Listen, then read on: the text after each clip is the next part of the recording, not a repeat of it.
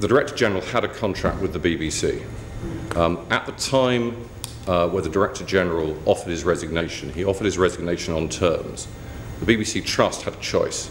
You either accept the terms under which the Director General has offered his resignation, or you proceed down the path, if you decide to do this, of seeking to terminate his employment.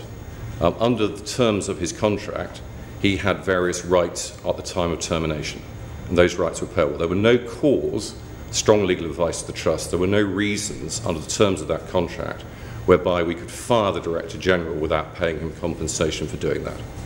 The Trust met at 2:45 on the Saturday afternoon with the Director General. The whole Trust or the room? No, the whole Trust. This was a meeting of the whole Trust in the light of the events that had taken place on, if I may use shorthand, the second Newsnight, by which I mean the one that made allegations against Lord McAlpine, or by inference Lord McAlpine.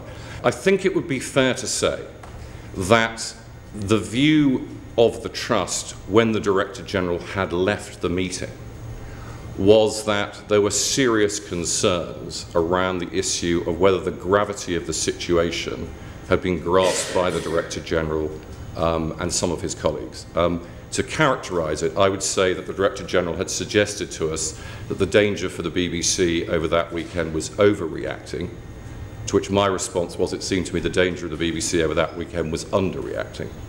I think it would be fair to say and characterise the position of the BBC Trust at the end of that meeting, which was around about 3:45 in the afternoon, that were the Director General to tender his resignation, the BBC Trust would not resist such an application by the Director General. It is clear from what happened subsequently that the Director General left that meeting with a very clear impression that he no longer carried the support or the full support of the BBC Trust. And I would characterise that as a fairly accurate reading of the tone of that meeting.